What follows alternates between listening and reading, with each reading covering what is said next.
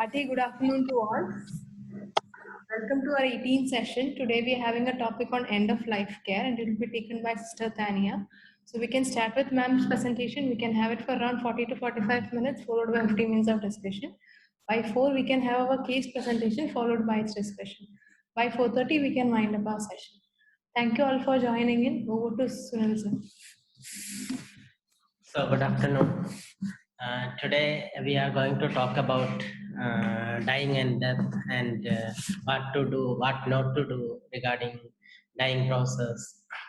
And so this is very important because many of us might not have handled deaths and handled deaths in a different way, which should not be done. Because maybe we are making patients more in difficult situations and many sufferings, and actually we can inflict many sufferings during dying process. So this session will be handled by Tania. Tania is a nurse specialist nurse from New Zealand. She has been working with us, helping us in improving our quality of care for past few years. Right now, she's working in Waitemata District Health Board as in the hospital palliative care team as a specialist nurse, and she is also a member of working group of Ministry of Health in New Zealand, and where they makes protocols and guidelines and other supportive documents for patient care. So she has very good experience in palliative care, and it would be good to hear more about end of life care from a nurse, because they are seeing the patients almost when they are dying, almost all the time they are with the patient. So welcome Tania, and it's over to you. Thank you. Hello everybody. This is going to be a short talk about end-of-life care, because end-of-life care is obviously very complicated and it's very individual to each patient and each family. So it's something that we need to remember, that even though we're talking about end-of-life care and I'm going to give you some guidelines, it's also that it's very individual and there's no one hard and fast rule for any patient or any particular situation. So first of all, we need to look at what the definition of last days of life is. So the term last days of life defines the period in which a person's dying. So they're actively dying. It's the period in which death is imminent and may be measured in hours or days. It can be the judgment of the health or social care professional or team responsible for the care of the person, but often we find that families are the first people to actually recognise that someone is starting to deteriorate. So what are our objectives at last days of life? They're to achieve a good death for any person who's dying, irrespective of the situation, the place, the diagnosis, or the duration of their illness. Now, a good death can be very different from one person to another person, so it's very individual. We need to put the emphasis on the quality of life and the quality of their death, and acknowledge that end-of-life care is a human right, and every individual has a right to a good, peaceful, and dignified death. So first of all, before we can even go any further, we need to actually look at how to actually identify and recognise that someone may actually be in the last days of their life or coming to deteriorate. So it can be very difficult. Signs and symptoms suggesting that someone can be dying can be quite subtle, and they can sometimes be due to other things as well, medications and so forth, which we'll talk about shortly. So last weeks of life are often characterised by a progressive and physical decline. So a frailty, lethargy, worsening mobility, reduced oral intake, and poor response to medical interventions can be a sign. And the last hours to death may be characterised by a further decline. So less oral intake, patients entirely bedbound. They may have periods of being unresponsive, they may have physical symptoms such as delirium, respiratory changes, and cardiovascular changes, so peripheral vasoconstriction, so they may become peripherally cyanosed. So when you're looking at your patient, do they show any sign, 2 or 3 of these signs of the following? Have they got profound weakness? Do they have a reduced intake of food and fluids? That's one of the most common, the reduced food and fluid intake. Do they have difficulty swallowing or taking their oral medications? Are they drowsy, or do they have reduced cognition? So are they semi-conscious with lapses sometimes of going into unconsciousness? Are they bedbound after a progressive decline over days to weeks? And are they peripherally shut down? You have to ask yourself a question: is this deterioration acute or unexpected? Are there potential reversible causes for the person's condition? So do they have an excess of opioids? Have they got showing signs of pinpoint pupils? Are their respiratory rate low? Do they have myoclonus? Or do they have hypercalcemia? Are they septic? Or have they gone into renal failure? And then once you've answered some of these questions, then we need to look at, is investigation or any new intervention appropriate for this patient? Where are they in their disease trajectory? If they've got a cancer diagnosis and they've got a lot of metastases and they're progressing through chemotherapy and so forth, is it appropriate to do any further treatment for this person? Is this wanted by the person, or is it wanted by the family? The importance of recognise someone dying is that it can be communicated to the person and family, and then that allows them time to express end-of-life care preferences and also to attend to important matters before they die. How you communicate this information is critically important, and as it is the attention to differing cultural attitudes also around these discussions. So we need to remember, I'm sure you've had teaching on good communication in your careers, but we need to make sure that we're talking with empathy and effective communication with the person and family. And it's the cornerstone of effective palliative care and end-of-life care provision. So it's really, really important, especially at end of life, to be communicating clearly what is happening, what our thoughts are, why we're doing interventions, why we're not doing interventions, because it actually relieves any anxiety that any family or patient may have at this time. And we need to remember as well that not everyone facing their death wants to know the diagnosis. They may not want to know the number of weeks or days that they have left. And if we're serious about respecting the patient's wishes, we have to understand that sometimes their point of view is not necessarily going to be the same as ours. So a patient may say, no, I don't want any further treatment, but we feel that that might be in their best interest, but we have to respect their wishes. After all, it's their body and their choice.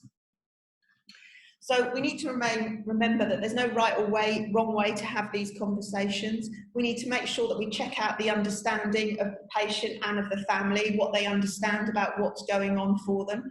Make sure that we're honest, we're showing empathy and compassion, but most of all that we're actually being present and that we appear that we're actually listening to what that person's saying and what their story is, because that's really important, because patients have to sometimes say their story over and over and over again. So it's very important that we actually turn off our phones, we sit with the patient, we're on the same level as the patient, and we actually give the impression that we're actually listening to what they're actually talking to us about. So planning of individual care. So the overarching approach in the provision of care for the people in their last days of life is the development of an individual care plan which addresses physical, social, cultural and spiritual issues.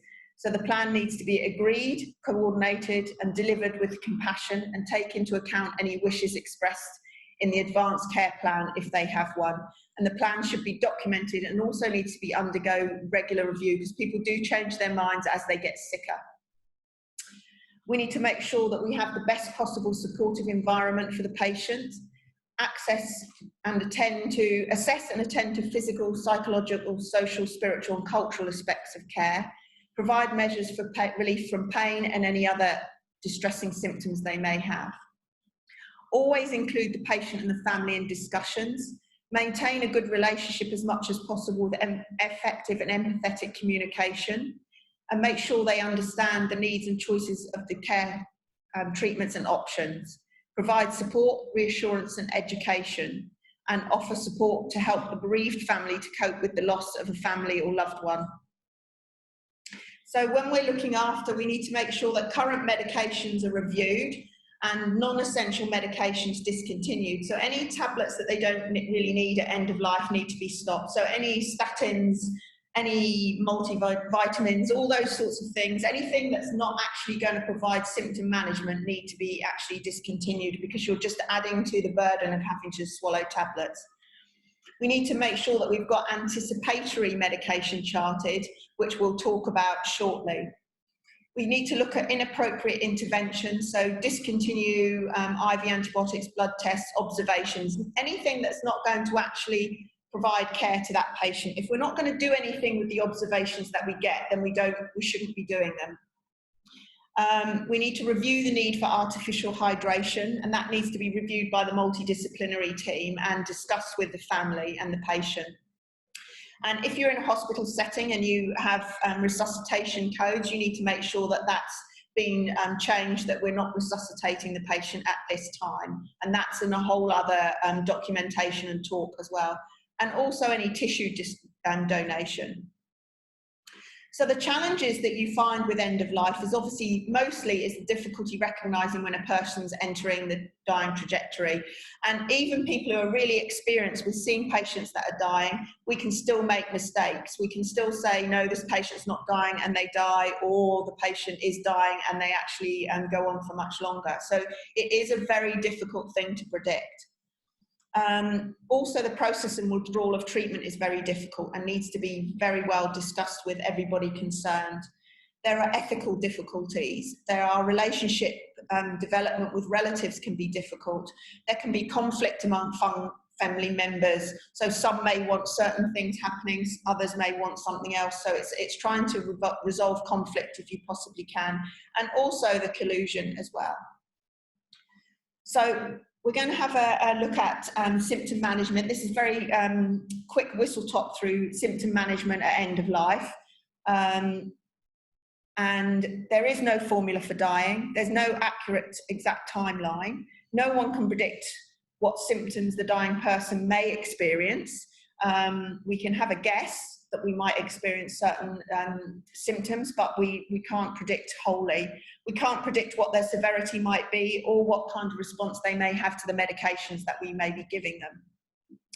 So the main symptoms that you may get at end of life are pain, delirium and restlessness, respiratory secretions, dyspnea, nausea and vomiting, although not usually an issue unless they've had a prior cause for nausea and vomiting, or if they've got bowel obstruction, which obviously would cause nausea and vomiting. So we need to do regular assessments of the symptoms and any response to the medications. That's very important. If you're giving a medication, we need to know, has it worked, has it not worked? There's no point keep giving a medication if it's not working.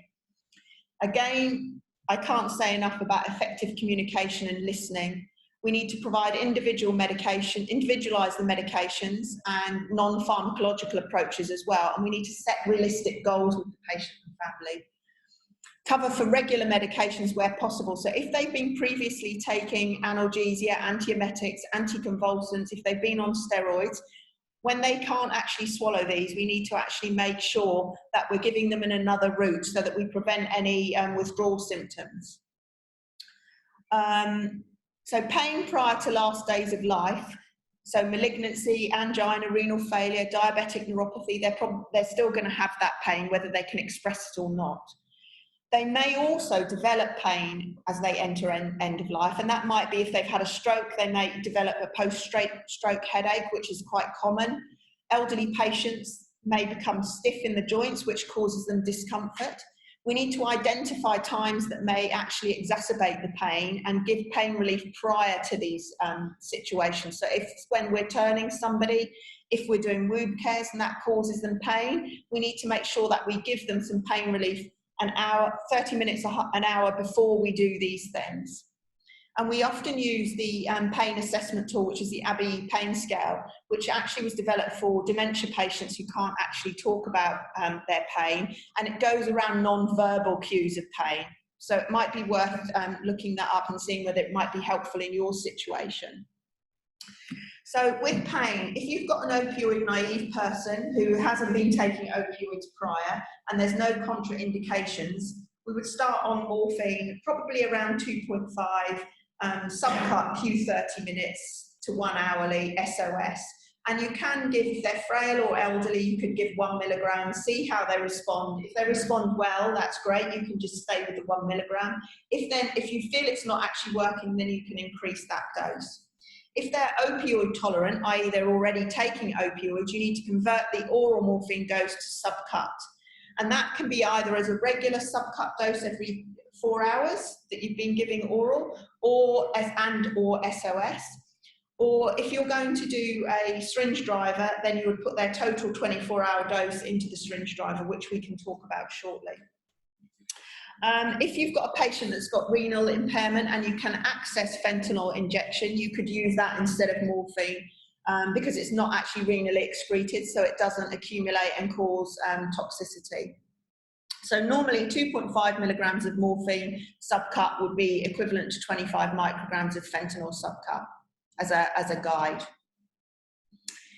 You need to consider someone's total pain as well. So if they've got physical, psychological, spiritual, social pain, make sure that the nurses position the patient for comfort. So they've got pressure relieving mattresses. Distraction can sometimes help with pain, so music. If they're still able to talk, some reminiscing, heat and cold packs, massage, and sometimes even prayer can help patients with their total pain. So delirium and restlessness, up to 88% of patients are delirious just before death. So this can be another sign that someone is entering their last days of life.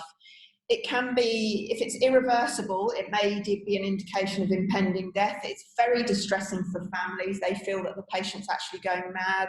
And it's really important to involve the family, adequate support and relief for the caregivers, and a roster for families and friends so they don't become exhausted. We need to look at reversible causes for delirium also. So is pain causing their confusion and delirium? Are they in urinary retention, which is very common at end of life?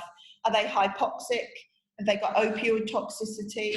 And also, again, existential distress. So any psychological discomfort, anger, guilt, fear, any unfinished business. The causes are often multifactorial. Readily treatable causes should be excluded. So your urinary retention should be excluded because it may actually improve comfort in the last days of life. But many causes are not reversible, and the burden of investigations in a dying patient is best avoided. So what we use in first line, if the patient is still conscious but they're confused and delirious, we use haloperidol to aim to improve their mental clarity. So you can use haloperidol 0.5 to 1 milligram. You can use that at night, subcut or BD, regular, and we'd start at the lower dose first. And you can also chart haloperidol 0.5 Q2 hourly SOS. But we usually, in our situation in end of life, we would only use a maximum of 5 milligrams in a 24-hour period, because this is for end of life. It's not for psychological disorders. Don't use it in Parkinson's because it will make the Parkinson's disease symptoms worse, so it can make people quite stiff. And you can also use it as an antiemetic, so it can be used for two things, which is a very good, is a good drug to have. And second line in conscious people, if the haloperidol is not effective, or first line, if someone's unconscious, you can use midazolam. We tend to use 2.5, but you can use smaller doses, 1 milligram to 2 milligrams if they're frail, elderly, or very small patients, so not much body weight. If you're considering using a continuous subcutaneous infusion, so a CSCI, you would assess your response to these medications, and then you could actually add them to your syringe driver, or depending on what your 24-hour dose is. So again, making sure the environment's calm, quiet, people are using calm voices, not loud voices, trying to have subdued lighting, safe environment, making sure that there's someone with them for every, 24-hour care, minimize the amount of strangers, and sometimes spiritual and religious guidance can be appropriate. And another problem that we get quite a lot of in the Western world, I haven't seen it so much in Indian patients here at Pallium, but we get a lot of patients with respiratory secretions, or I think sometimes you might call this the death rattle. Staff and family education is very important, and early assessment of risk. So if someone's got a lung or gastric cancer, or they've got an existing pneumonia or a chest infection, that can sometimes predispose them to getting respiratory secretions. Also, if they've had a lot of subcut or IV fluids towards end of life, that can also cause them to have respiratory secretions. So charting some SOS buscopan, subcut, or glycopyrrolate, all depending on what you have available, is worth having. It's also really, when we're talking about anticipatory medications, having these medications already charted, even if the patient doesn't show signs of having a delirium or respiratory secretions, but having these medications charted as an SOS is really important, because it means a more rapid and effective ability for the nurses to give the medications quickly to help prevent further distress of the patient and also the family. Now, there was a systematic review in 2012 which actually showed that there was no actual evidence that using any anticholinergic for the respiratory secretions was any more effective than actually non-pharmacal interventions. So it's worth remembering that you do get side effects from some of these medications. So buscopan causes a dry mouth, so nurses need to make sure to do lots of mouth care. But it may be just as effective to actually change the patient's position. Sometimes that works better than actually giving medications. So also reviewing the appropriateness of continuing any IV or subcut fluids. What tends to happen is if you're giving IV or subcut fluids to a patient and they are developing respiratory secretions, because they're deteriorating, the albumin is low, any fluid that you're actually giving to somebody is actually not being used up in the normal way that we would all use it up, and it goes into actually the weakest point, which is usually either they get peripheral edema or they get respiratory secretions. So it's just remembering that maybe if they start to develop respiratory secretions, it's having another conversation with the family that this may actually need to be stopped. They need lots of regular mouth cares and lip cares, and also we tend to not provide tracheal suction. So we never give tracheal suction at all to patients with respiratory secretions. We tend to, sometimes we'll use just suck out the secretions in someone's mouth, but never go down the nose into the lungs for secretions, because it is too distressing for the patient. And generally speaking, patients aren't particularly distressed at this time. They're usually unresponsive and they show no signs of distress. So they're not frowning, they're not groaning, they're not restless from their respiratory secretions. It's more around us being distressed by it than them. With dyspnea, we use morphine. That's the one opioid that's been shown in trials to actually help with dyspnea. And the smaller doses usually work better. So if you've got somebody that's on higher doses for pain, you may find that a smaller dose for dyspnea works better for them. And the mechanism of how it works is not fully understood, but it tends to actually just slow the breathing down, but it also helps relieve that feeling of anxiety that a lot of patients get with shortness of breath. And if you're finding that your patient is really dyspneic and they're really anxious with their shortness of breath, adding in a little bit of midazolam, or if they can still swallow some lorazepam, but we tend to use midazolam when we give it subcut, will help reduce that anxiety and so that awful feeling of impending doom for them. Consider using a syringe driver as well, and initiating starting doses. We usually look at around 10 milligrams over 24 hours. Oxygen's not necessarily indicated unless the patient is particularly hypoxic.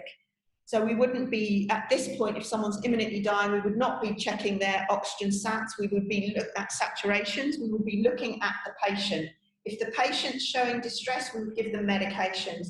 We wouldn't be going on what their oxygen sats are at this time. And obviously positioning is important. So if they're conscious, trying to sit them upright, and trying not to put them in a position where they're actually, so sometimes nurses will put pillows behind and people are hunched over and their chest is contracted, trying to get them to sit up so that their chest is open, trying to make sure that they've got a light, airy room with a fan if possible. If you've got a fan going onto somebody's face, that helps a lot with their feeling of breathlessness. Sometimes a damp cloth or a fine mist spray can also help because it stimulates the fifth cranial nerve, which helps slow the breathing down. And also relaxation and anxiety. So again, massage, relaxing music, talking to them very calmly and trying to reassure them. Nausea and vomiting, as I said, is not normally a common symptom at end of life, but you may get it if someone's got a bowel obstruction or some other obstruction that may be causing nausea and vomiting. What we normally use is haloperidol, and it all depends on what's the cause of what you think might be causing somebody's nausea and vomiting. So if you need a prokinetic, then you could use metoclopramide. If it's from medications or a systemic, they've got a sepsis, then haloperidol is probably a better option.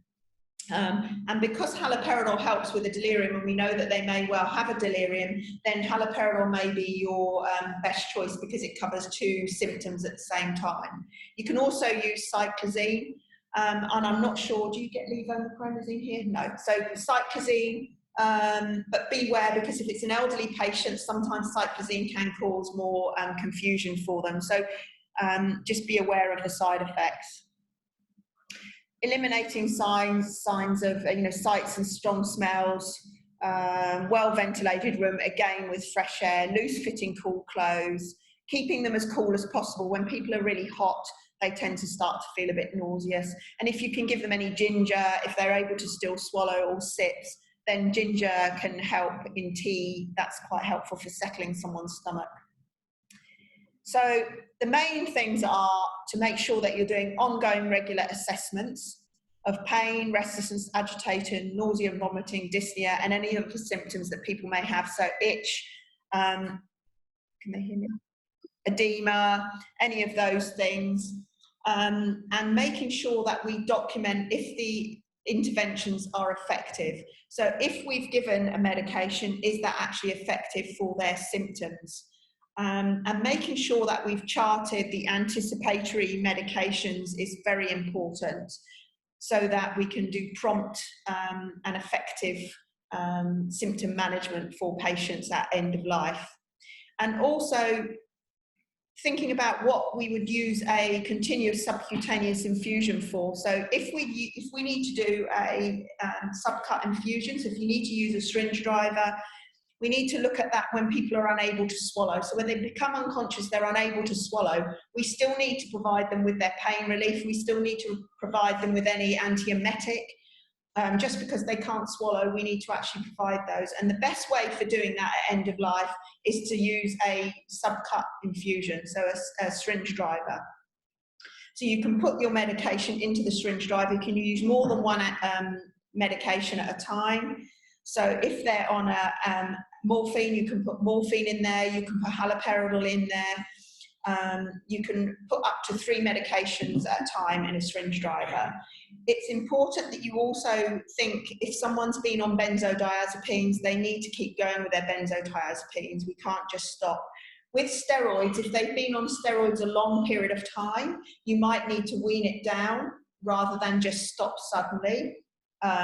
So weaning it down as quickly as you can at end of life would be a way to go, but it might be that you just need to give a one-off subcut dose of 1 milligram every day. That's not a problem, but you need to be aware that if they've been on it a long term, then we do need to cover them for that.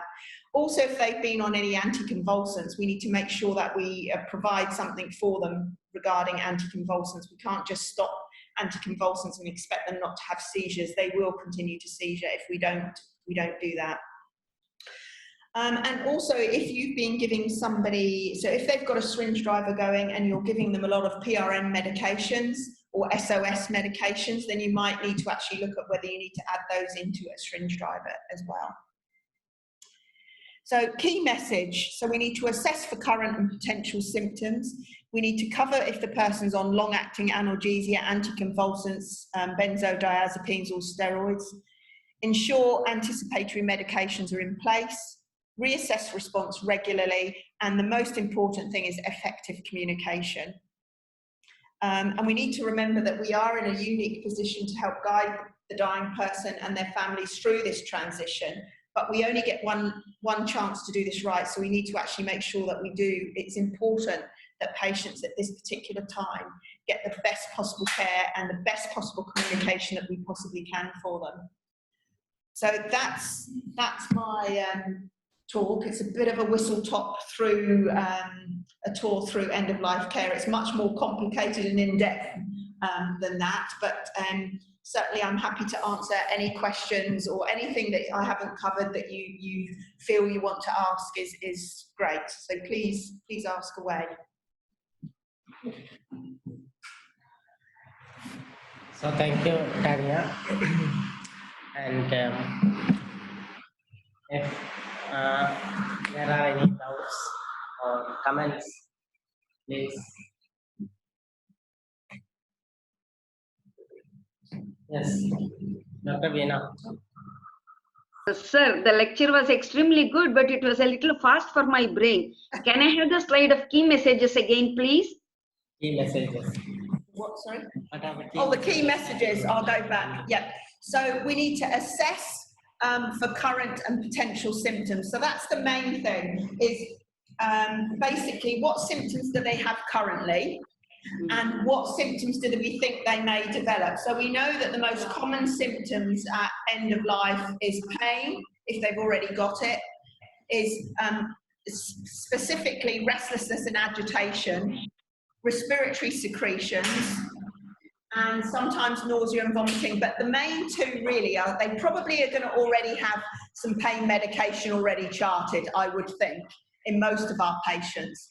But pain, restlessness and agitation, respiratory secretions, and if you think they may develop any dyspnea. So if they've got lung cancer, if they've got a pneumonia, if you think they're going to develop that, then it's making sure that you have medications charted. And the thing that we quite like in end-of-life care is medications that do more than one thing at a time. So the least amount of different types of medications you're having to give the patient. So your morphine, if you can, or an opioid of whatever you have available, is the best one for pain and dyspnea. Haloperidol is a good one for delirium and nausea. So those are two that you can keep in mind that can do more than one job. So you're giving less medications. The less medications you can give, the better it is, because you get less side effects. So if you can use an opioid for shortness of breath and pain, that's great. If you can use haloperidol for nausea and delirium, that's also a great thing, because you're covering two things. Also making sure that we cover if the person's on a long-acting, so if they're on benzodiazepines, so if they're already taking a lorazepam or a midazolam or temazepam or any of those benzodiazepines, that we make sure that we actually put that in a syringe driver or we have access to it for them, so that if they do develop any withdrawal symptoms, we have it there for them to have. Because what we don't want at this particular time is to give them any more symptoms than they've already may develop. The same with anticonvulsants. I'm not sure what subcut anticonvulsants you have available to you, but certainly for us, what we use, because we are similar to you in India, we only have a certain amount of medications available to us. So we tend to use higher doses of midazolam as an anticonvulsant. So we would use midazolam at a higher dose, so maybe 10 or 15 milligrams even as a dose for a anticonvulsant. that's okay. Midazolam is fine to be given subcut. It's not licensed to give subcut, but it is licensed for palliative care to give subcut. We also need to make sure that we reassess the response regularly. So we give medications, but we provide a syringe driver, but we need to actually make sure that that syringe driver is still effective, that it's still covering for any pain, or it's still covering for any symptoms that the patient may have. And sometimes you need to increase that, especially if someone's restless or agitated. What we found is the nearer they get to end of life, they may become more agitated and restless. You may need to increase that a little bit. And then when they become unresponsive, that tends to sort of settle a little bit. And also explaining to the family what's happening and why these symptoms are happening, and that when this is a normal process at end of life, that this isn't, we see this a lot, this is what can happen, so that they don't think that this is a strange thing. It is something that a lot of people do go through. It's very, very important.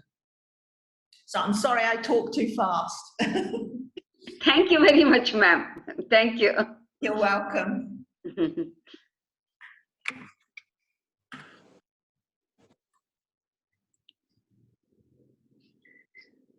Hello. Dr. Srividya? Yes, Dr. Srividya. Yes. I just want to ask about what is the term death rattle and the role of atropine. Is it generally used? Sorry. We don't use atropine at all for the death rattle. We call the death rattle respiratory secretions. We don't tend to call it the death rattle, but that's just, that's what it is, the death rattle. We don't tend to use atropine.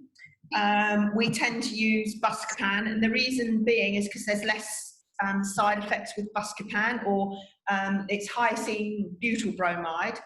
So we tend to use that more because it doesn't cross the blood-brain barrier, it doesn't cause so many side effects, it's less drying for the patient, so it doesn't cause so much mouth dryness, and basically that's the reason why we use buscopan rather than atropine. I don't know what, Sunil, do you use atropine? Or? Yeah. So most important thing, death rattle, it's some people call it as respiratory secretions, because the stigma attached to death rattle is when we tell somebody that it is death rattle, so that is something which everybody wants to avoid or something like that. But and in a good way also. But death rattle or respiratory secretion or secretions at an end of life, this all are same thing. So most important thing is reassure the family regarding the patient is not choking, because the family seeing that patient has some discomfort, and by seeing this, family is very much worried their loved one is not getting proper air. So it is very important to reassure them why it happens, because during the dying process, all the reflexes are lost, and the saliva which get collected in the throat, and when we breathe, the air passes through the saliva, and it causes particular sound which is called as death rattle or respiratory secretion or noisy secretion, etc. By the time respiratory secretion occurs, the patient usually will be unconscious. So a patient doesn't go through any suffering as such, but the family who's seeing this is more worried about this. So this explanation should be given to the family. That's the first thing. And second thing is, you have to place the patient either in left lateral or right lateral position, so that the fluid will come out from the mouth due to gravity. And if not responding to these measures only, then even though there are much evidence, many tend to use anticholinergics. We usually use glycopyrrolate or hyoscine butyl bromide. But I know that some people use atropine. As Tania told, if you give atropine IV, it has many side effects, which will be problem for the patient. But some people have been using atropine eye drops sublingually, so that it will not cause much side effects. So that has been used successfully, atropine eye drops. Thank you, sir. Thank you. So I was talking about sublingual only. Either Yes. sublingual.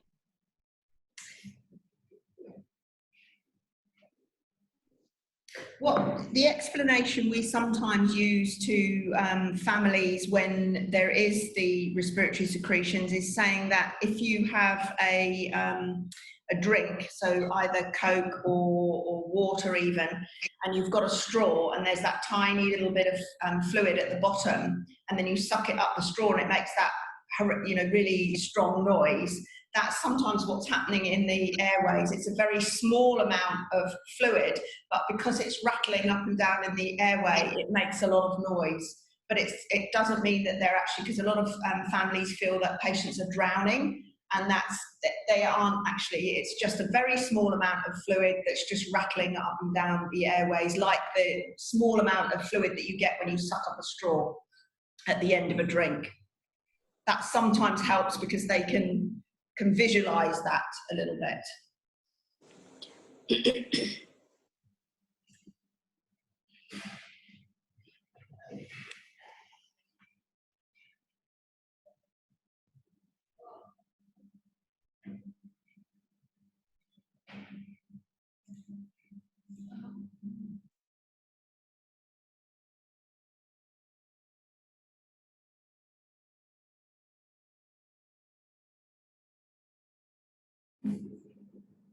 Anybody else?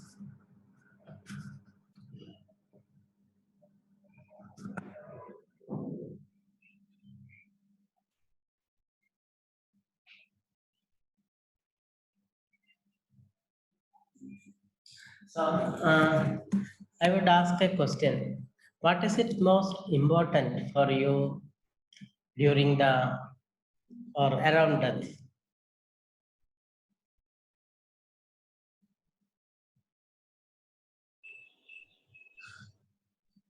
What is the most important thing?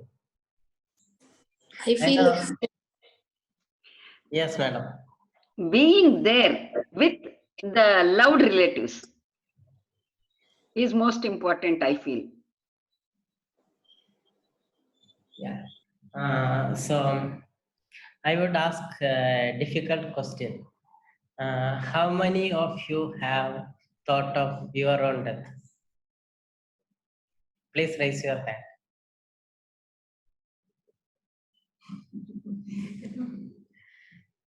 Only a few? Have you?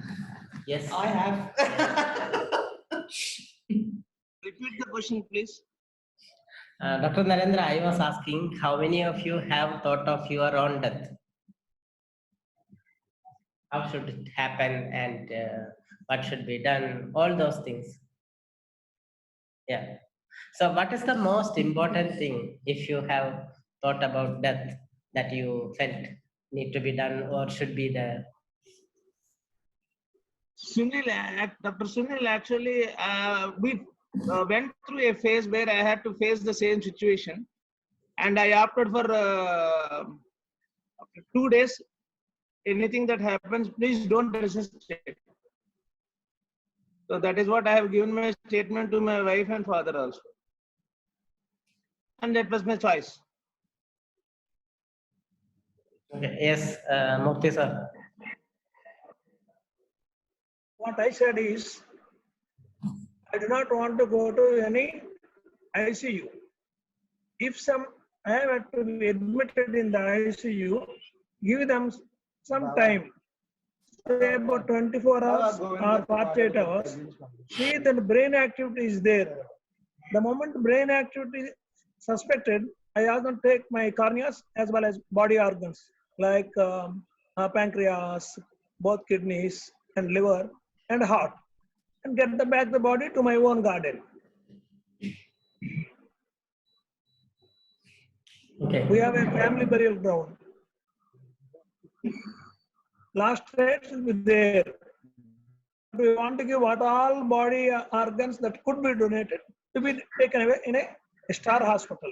I believe in star hospital because they make all people starve for money, for food, and until they get exhausted. What I said is only take me for 1 or 2 days. You verify, and if you think is not going to recover fast, you could do away with all the organs, pack up, get to home. Right.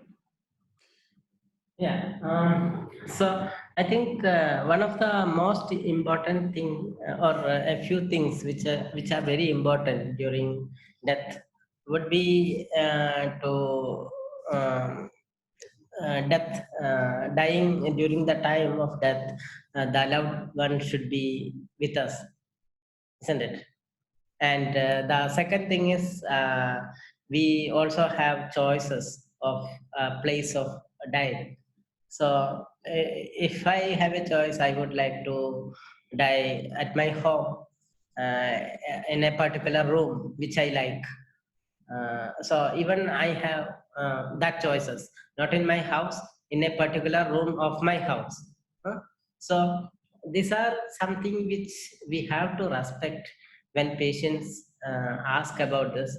And we know that there are many types of practices that is happening. Uh, so even when the life is not salvageable, patients are admitted to ICU sometime, and they don't have a choice of dying at their um, choice. So um, I think these two important things which we have to think of. Yes, sir. I run a old age home. My name Pram Samajam, where 100 people are beyond 70 years are there with us. When they join, we ask them all the details, whether they are willing to give their corneas, where they are giving to give their, because corneas will have to taken after within 6 hours of the death. And we will ask them they're about to die. If they permit us, we'll admit them. If they can give option for this body organ donation, in case they give option to body organ donation, we will send the patients to a hospital at Visakhapatnam. There are 2 hospitals which are the facilities, and we have got what is known as a Mohan organization. They will come by flight, Mohan Foundation from Hyderabad, and carry those organs and have a fast travel. Now we are happy. We are having liver transplants are being done at Visakhapatnam itself. So we ask them, because death is a very pleasant part. People should very dignifiedly, very happily leave from this place with a smile on their face. And any problems are there in the family, or any this man, old man, has forgotten his daughter because she has married intercaste, we will ask that our son-in-law and daughter to come home, and that man will definitely pardon them. He will not have a sense of feeling in the last that he has ignored his children. So this should be pleasant. They want to have coffee. If they want to have one brandy of their choice, will give them before death. They should smilingly they should die. Comfortable they should die. In and around him, all people concerned, relations, friends. We have an MLA. He wanted his secretary to come. We got the secretary. We showed his secretary and assistant. Then he breathed last. A very, very dignified thing is, a very respectful thing is death. That should be a pleasurable job for anybody. We should invite it. Thank you.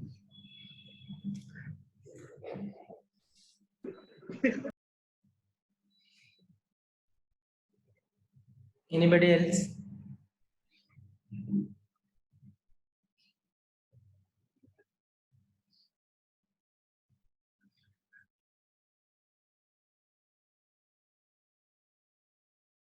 Manu says, psychology says we can't proceed in thought of our own death because it never ends. Actually, I didn't get what. Dr. Manu? Dr. Manu?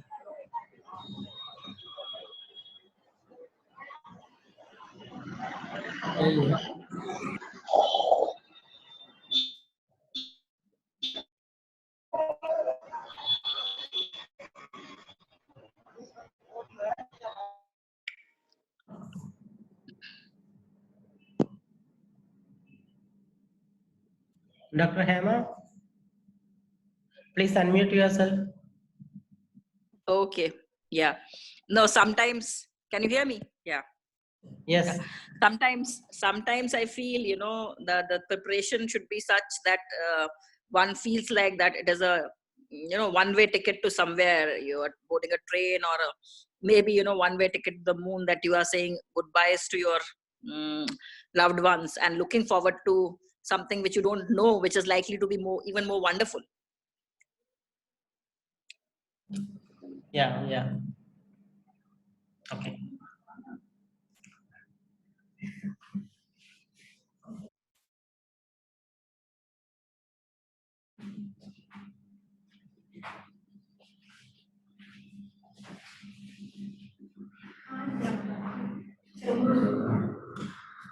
So are there any more comments? Dr. Bini? Yes. Talking about death, of course, none of us know how and when we will go. But in the unfortunate event that, you're brain dead, I think I would nominate a health proxy who would make a decision, preferably somebody much younger who would, think for me in the right interest. So somebody preferably in the medical field who would make a decision on whether I would make it or not, so that I'm not made to suffer. You're not going to make it. Yeah. So recently, Supreme Court has come up with advanced directives, and actually, the person should make some recommendation how he is going to, or what all intervention should be done when he is in such a situation, and he can register it with the magistrate of the local place, and if there is this has to be respected by the doctors. So the death which comes spontaneously, or it occurs only for maybe very rare peoples, maybe 5 to 10%, and rest all are going to have a chronic suffering which lead on to death. So that's the importance of making advanced directives. Yes, Mutesa. Please unmute yourself. We are unable to. Yes. In Rigveda, Yes. 7th mandal, 59 sloka, there's what is known as Mrityunjaya mantram. People who read this mantram, they will win over the death. That is Trayambakam yajamahi sugandhim pushtivardhanam Purvarukamiva bandhanat mrityorma mukliyam amrita. Oh, if I am to die, let me die as a fruit. Once becomes mature, it just drops down. Let my life be drop down as fast, as happily as that. So this is a mantra. This mantra was Markandeya had done many a number of times. He won over the death. This is Rigveda. Okay.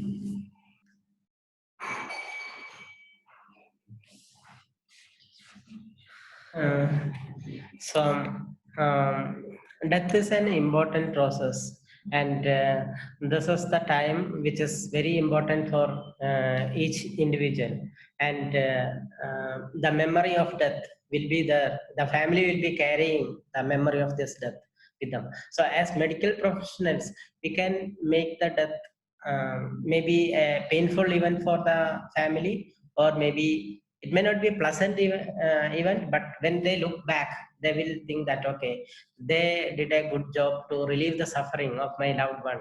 So it's our duty to help the patient to uh, pass away with dignity and without much suffering. So we should respect the patient's wishes uh, during this time, and we should also encourage the family to talk about death and dying with their loved ones, not only during the dying process, but when there is a chronic illness, it should be talked about within the family, so that they can go through much good experience when they look back. And so communication is one of the important process that has to be happened between the family and between the professionals and the family and patient. uh, Symptom control is another thing which the professionals won't do during dying process, thinking that will we hasten the death.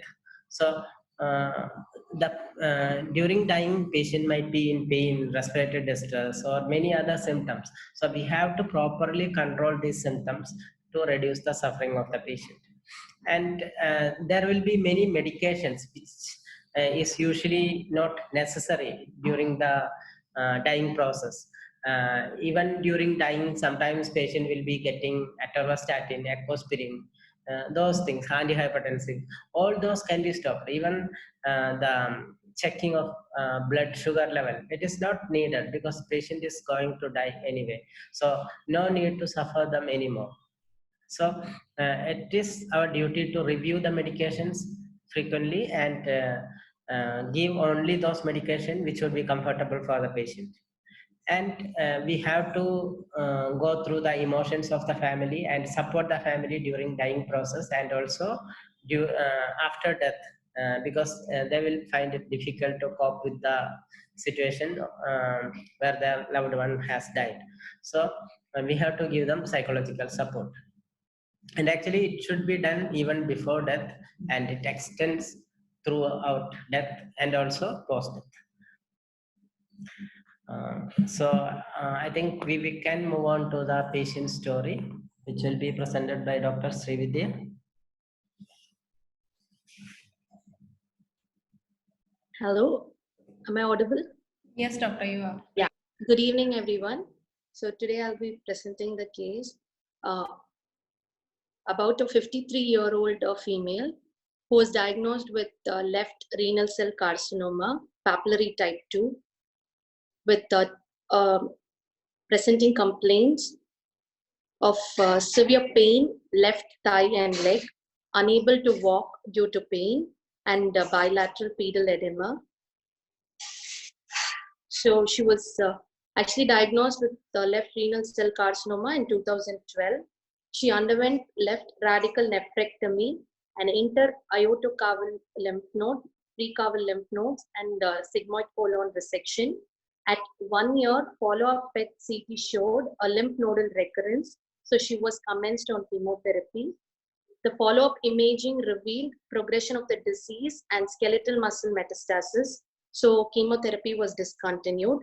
Further progression of the disease, so she developed ureteric obstruction and acute renal failure. So nephrostomy was performed and she finally succumbed to the disease.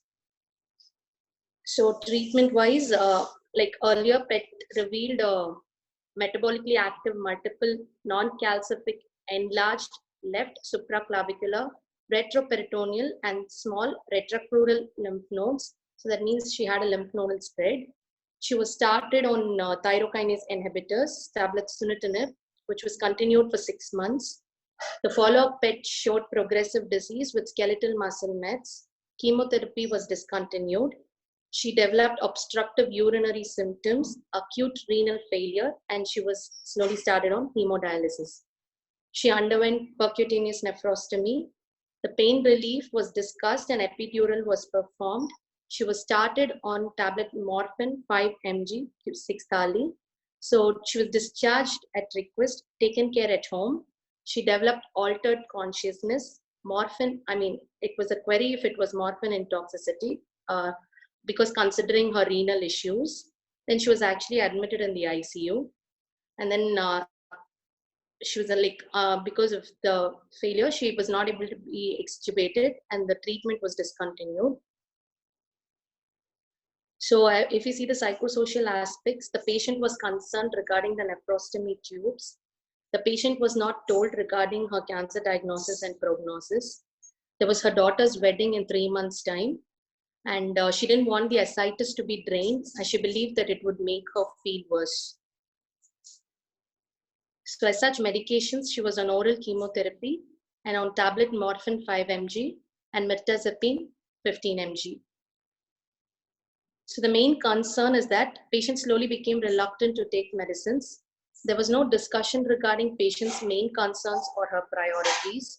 She was not pain-free, though all measures were tried. Epidural was given as the only option for analgesia, though her priority of discharge and returning home was discussed. There was no support for the family members or any formal palliative care support. So it was about a 53-year-old female diagnosed with left renal cell carcinoma who underwent radical nephrectomy, progressive disease, and immune to chemotherapy. So what I would like to discuss here is not informing the patient regarding her diagnosis. Is it right clinician and family perspective? Was the pain management appropriate? Can palliative sedation be proposed for such patients? Was the ICU admission appropriate given the progression of her disease? Treatment plan for skeletal muscle mets and related pain. Thank you. Thank you, Dr. Srividya. So this story is open for discussion. Yes, Murthy sir. Please unmute yourself.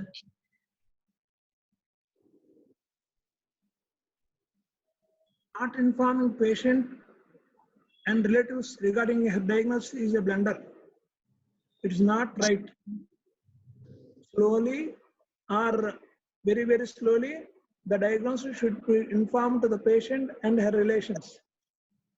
It does not mean to say they are going to die so and so, but we cannot hide a diagnosis from any patient and their relatives.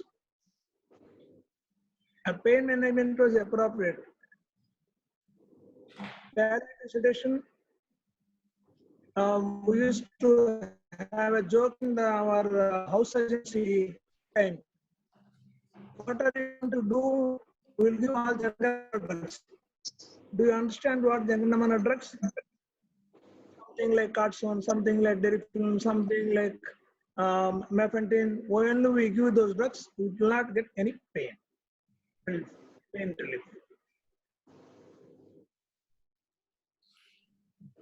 Okay, thank you. So anybody else? So informing the patient and family is, Dr. Hema. Actually, my question is a general one, not very specific to this one, like she was admitted to ICU and all. I just want to know that there are many times the patient is knows that, she has cancer, or even the patient knows that he has cancer and he's terminally, he doesn't want to go to the hospital and he remains at home.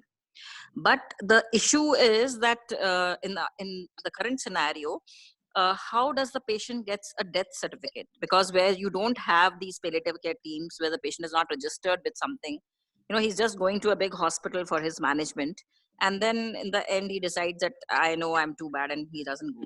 So what do you have to say for that? Because it's a very practical thing. Like even just now, I have a known to patient who's CA jaw, and she was admitted for chemo, almost discharged, but she started bleeding from her lesion. And the biggest, even though she wants to go home, the biggest problem is that if when something happens at home, who will come and certify for the relatives? I mean, this is a story for the relatives. So how to tackle that? Yes, Dr. Veena. I have attended to 2 or 3 patients like this who died at home. A stroke patient after 9 years died at home. Since the family physician may be there, or any other physician who is registered by the IMC or the state level medical council can go to home and mention with reason and supportive reasons, these are the reasons that give the cause of death, and write that this is a home death, that will be accepted. The personal physician can give, or any other person, local doctor can give. Unfortunately, in today's scenario, that is not the scene. The patients are not having any local GPs who are there constant, because most of them are visiting hospitals. The physician next door, especially in Uttarakhand, is dying, literally dying. The practices are dying. It's only corporate hospitals. So it's a very funny scenario. So what, like, is there any solution to that? They are generally like 80% of the patients do not have a dedicated physician who has known the family like it used to be earlier, and there are no physicians who are visiting and treating. I mean, in my locality, to my knowledge, I don't think there are any physicians visiting home. Even in Delhi, I know. In fact, I know of an anesthetist group who have made a group of doctors, and if the patients are registered with them, then they attend the home calls. Otherwise, they don't. So I don't know how to tackle this situation, because in I have seen this in Dehradun, that even though the patient has been off and on in touch with you, you have told them that now this is not going to improve or whatever, but at the end of life stage, they have to be sent to the hospital, so that there are no paperwork issues for the family. I think if they take the body with all the pertinent medical history documents, even a corporate hospital or a general hospital No, nobody accepts a broad dead patient. No one. Even I will not in my nursing home. So, Dr. Hema, Yeah. I don't think a medical certificate is necessary to register death in the local government institution. A death certificate is necessary. No. For all the paperwork, a death certificate is necessary. No, especially later, the insurances and the bank work and the paperwork, a death certificate is needed. No, actually, it is not necessary, because we have many patients who are in our home care units, and they simply go to the local government body and fill the death form. And actually, the local government body should not ask for any death certificate, means cause of death. Now, I'll have to check with that. I don't think that is the case. I don't think that is the case. Because if you are taking, like in Dehradun, if you are taking a body for cremation to Haridwar, you will be stopped at the border by the police people. You will not be able to cross the border with the body. The state border. Yeah, that would be a problem. But if the patient have died in their local community, then they need not have any death certificate. They can go to the local government body and get the form filled, and they will get the death certificate. But if the body need to be moved to some other place, then that would be a problem. But that also, if some of the local politicians or maybe even it's not easy. It is not easy for a common man. That's what I am noticing. Yeah, it is not easy for a common man. Even some of the school teacher or somebody says that they are known to this patient and it has been died. If somebody write like that, it should be okay. Then the police would allow the body to move. I think Murthy sir is going to tell something. Maybe. Murthy sir, please unmute yourself. Yes, this is very common. In the last stages of treatment, the patient's family will come and take their patient dead, they die. What happens is the village munsif, the village karnam, the village level worker, there are only two types of deaths. One death is respiratory death, other is heart failure. How he died? Did he die with great respirations and suffered with respiration, then failure? Or suddenly he complained of pain and died. With those two diagnoses, the village munsif, or village official, whoever represents the government, will give a certificate and he can be cremated. But when it comes to life insurance, and it comes to his other state bank and bonds and all that, they will have to give a medical certificate. That medical certificate can be arranged. In case they had treatment from us, our papers are available there. When they come with the dates and all that, this patient came with CSA, some part of disease. We have treated him and we sent him home. That part we can give. And sometimes the patient is about to die. We tell them that be your home, you go. It may take 1 or 2 days. It may take 1 or 2 hours. And a patient who is breathless, in spite of our treatment, we need not keep him continuously. They will say, one of the common thing is, we have a big hospital, about 60 kilometers. When a patient goes there, he is treated, he comes on the back seat. In case the patient dies, he comes in the dicky. A travel in the dicky will cost 10 times more than that of a normal person. So a dead body to get, for 50 kilometers, they will charge 20,000. If he is cured, they will charge 2,000. So in this sort of situation, in our own village also, an auto, we call them a dead body, they will charge very heavily. So what we tell them is, about to die, to take him, let him see all the relatives, he's not going to survive. We tell them approximate time, maybe 4 hours, 6 hours, 1 day, he may not survive more. If he survives more, get him back.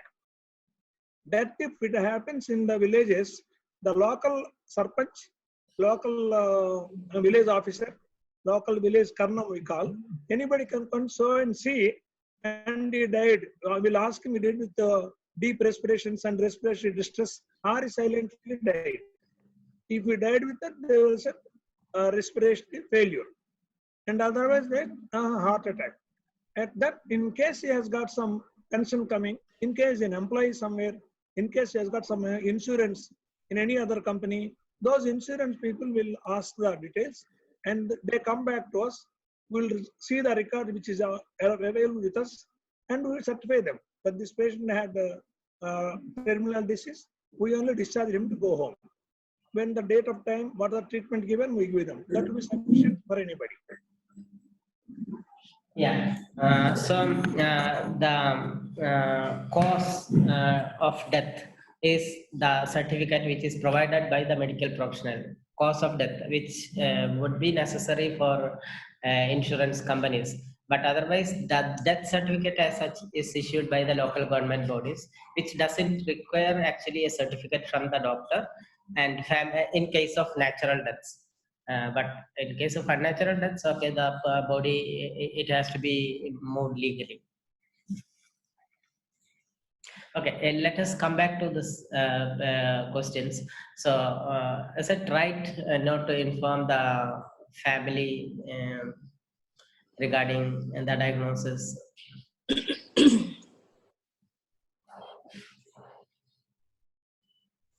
So, Murthy sir already told it should be done. Yeah.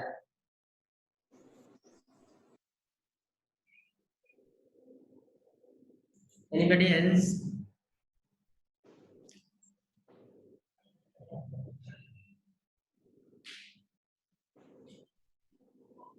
So, Tania, what do you think in your country? So in New Zealand, we have a lot of Chinese patients and families, and they do not like the patient to know that they're dying at all, because they feel that it gives a bad karma for moving on. So how in our culture we are legally obliged to inform the patient and also the family of their diagnosis. And so how we get round that is we will actually talk to the patient and ask them specifically if they would like to know what's happening, what is going on for them, what the process is, and what their diagnosis is. Do they want to know? If they say yes, they do, then we are obliged to inform them of what the prognosis is. If they say no, thank you, please talk to my family, then that's fine. We don't actually tell them, we will talk to the family. So basically, we give the patient the choice. Do they want us to inform them, or would they rather not know, in which case we'll talk to the family? we always talk to the family. So we would always tell the family what's going on. There would always be somebody that actually knew what's occurring, and we're kind of legally obliged to do that as a health professional. And it also works. We've had incidences where the family have not, the patient has not been told, and they've been coming in and out of hospital, they're confused, they don't know why they're coming in and out of hospital, they don't know why they're having problems. And then when it's actually, we've actually asked the patient, do you want to know what's going on? They say yes, and we've actually told them. They've been really angry with their family members because they haven't been told, and it's caused quite a lot of anxiety between the patient's family and the patient. So very estranged and not a good situation towards end of life. But equally, if you give the patient the choice and they say, no, I don't want to know, then that should be respected at all cost.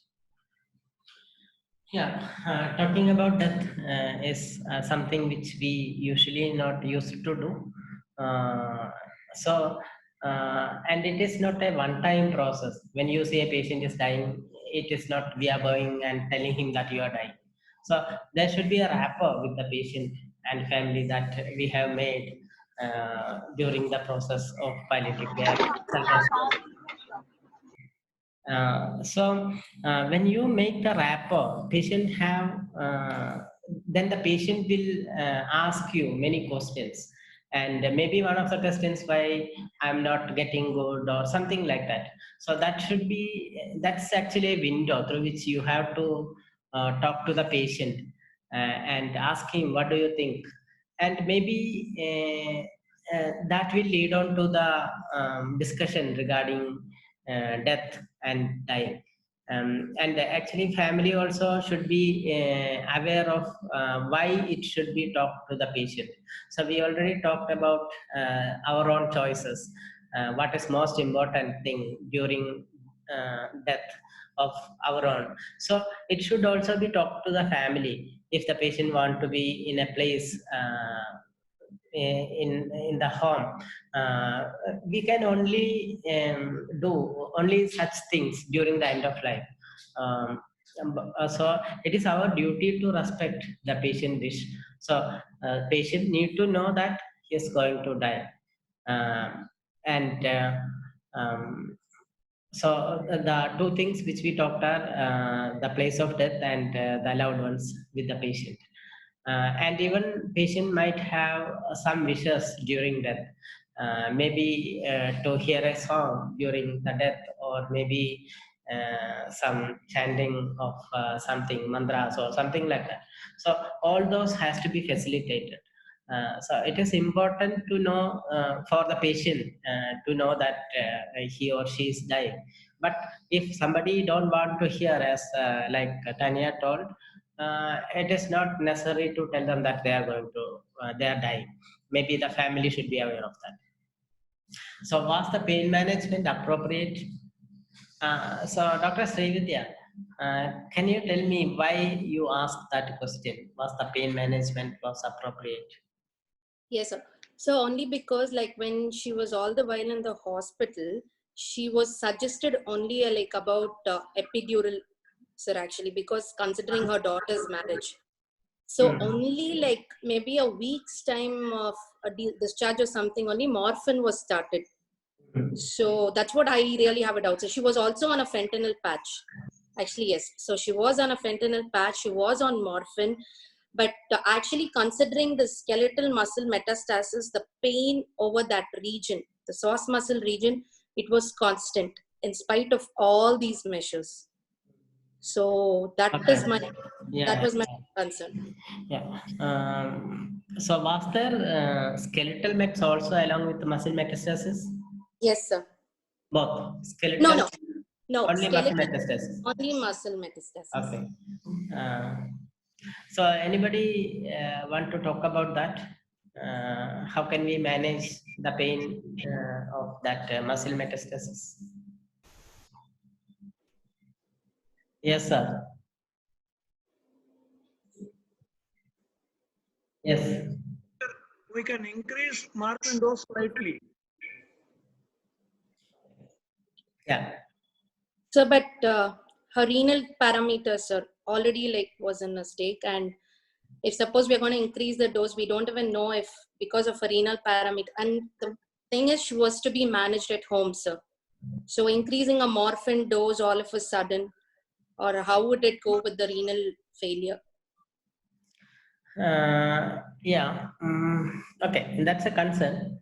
But what are the other methods? Is there any other thing? Fentanyl patches are not usually available. Actually, so we even the radio therapist also said that even giving irradiation wouldn't help because it is muscle meds. Mm-hmm. So we were helpless. Okay. I think morphine. What was the serum creatinine? Do you remember? Yes, so the last value I suppose was around 2 point something, so 2.2. 2.2. I think even there was a choice of increasing morphine, but Oh, as you told that it can accumulate. But as we know that she has a progressive disease, and if but in this patient, I think fentanyl was a choice, but I think it was not titrated properly. So if they have applied one patch, they continued on that. But that should have been titrated to the optimum amount because fentanyl is one which is renally safe, and another opioid which is renally safe is methadone. So fentanyl could have titrated to the optimum dosage, and if she has pain in between, you should have given morphine. Uh, so that's one option, and I think steroids should have helped her. okay, sir. So these are the two things by which, and even paracetamol in the proper amount should have added, which can also give pain relief. Okay, sir. Thank you. Thank you so much, sir. So was the ICU admission appropriate given the progression of her disease? Yeah, Veena madam. I don't agree with ICU admission at all. Even if she didn't know, I think ICU further deteriorates their cognition and all that. I think ICU was not at all appropriate. So Dr. Srividya, why they thought that it is due to morphine she has she was admitted Yes, in sir. the But what was the problem with which she was admitted yes, in sir. So ICU? she had an acute confusional state, sir, Okay. and hypotension. So these two things actually first initial diagnosis was towards morphine intoxicity because it was hardly a week, I think, sir, after starting on morphine. So the first thought was about that, sir. Was there any electrolyte imbalance? Because it is very common in Common. renal failure, and also Yeah, serum creatinine levels are increasing, which can also cause problems or can cause delirium. So was those things was have they took it into also consideration of these things? yes, sir. Actually, yes. So it was slowly like from morphine, it was gradually, but electrolytes were normal, but it was slowly moving like to again the obstructive symptoms, sir. Because it was only a nephrostomy which was taking care, and it was taken care at home. So the tubes, everything was like handled at home. So then slowly it was towards like increasing renal failure, which could have led to uremia and confusional state. Yeah. So, but yeah. after the ICU admission, she was actually morphine was stopped, sir, and watched for 2 days. So then actually she improved a little on it, and again like hemodialysis. So we didn't have a clear thing to say about morphine toxicity, sir. Okay. In this patient, without any scope for improvement of her underlying basic condition, the ICU admission is something which I think would be futile. She should have been, if there was something to be done, it should have been done with the patient in the ward or even at home. That's what I think regarding, because she had an unsalvageable disease.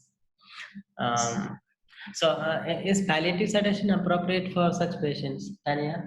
So in my experience over the years, we've used palliative sedation very, very, very rarely.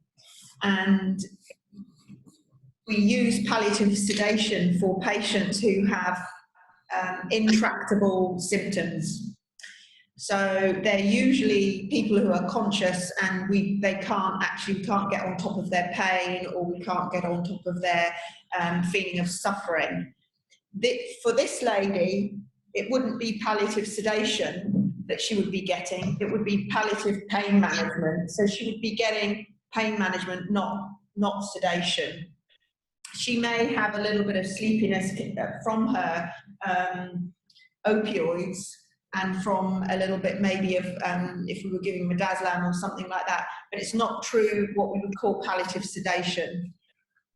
Palliative sedation is something that needs a lot of discussion with patients, family, and doctors and teams. So for this lady, no, we wouldn't use palliative sedation. We would optimise her pain management that we've already got charted for her. Yeah, I also agree with Tanya that we should first optimize the medications for pain, and if you have exhausted all the resources for pain management, then only you would go for palliative sedation. And this need to be discussed within the team, with the family members, with the patient, and then you have to do palliative sedation. So this patient, because pain management was optimized, I think we have to optimize the pain management first. And treatment for skeletal muscle metastasis and related pain. Anybody who know?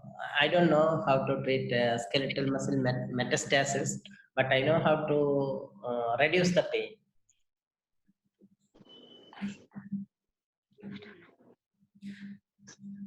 Dr. Srividya, you told that the radiation oncologist told even radiotherapy is not going to help this patient with muscle metastasis, isn't it? Yes, sir. Yes, sir. Yes, sir.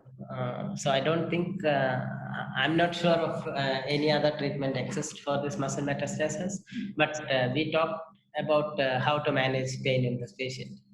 Yes, sir. So do you have any more questions?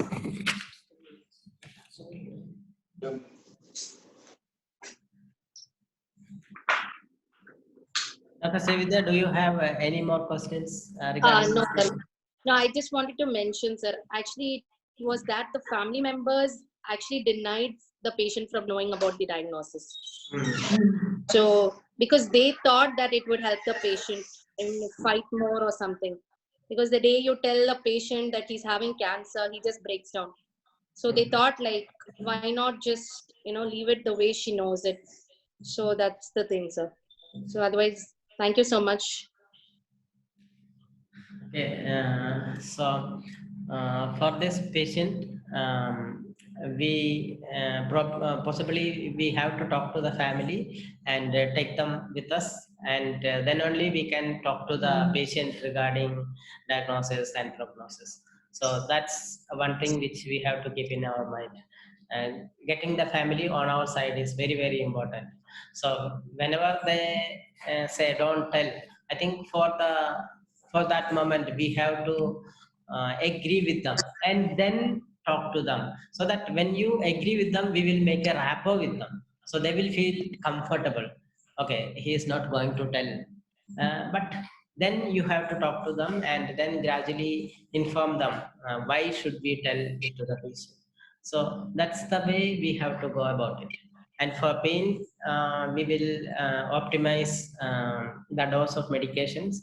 Even paracetamol can be added, steroids and dose of fentanyl can also be increased. And methadone would be another choice if available for patients who are in renal failure. And if life is not salvageable, aggressive interventions during end of life is not advisable because it is going to make the patient suffer. So we should take all the effort to make the death as comfortable as possible, so that the family has also doesn't carry the feeling of pain with them when they look back. So thank you, Dr. Srividya. Thank you, sir. Thank you, Tania, for taking this important session for us. And thank you all for a very interactive session. And there is one more session remaining on regarding opioid availability, and the date will be confirmed later.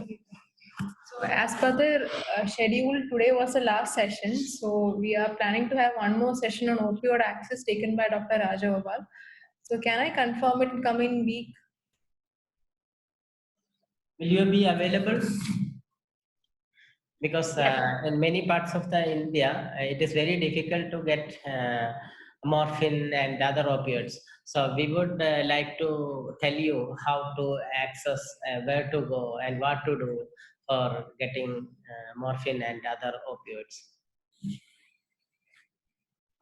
So that even if it is available to you, you can inform somebody else where it is not available. Available here in Andhra Pradesh, it's not available. Morphine is not easily available. Yeah. So I will confirm the dates. It will be on coming Wednesday or the Wednesday after that. So thank you all for joining in. I've shared the feedback link. Give it a minute, do it, then only leave the meeting. So we'll see you soon. Bye.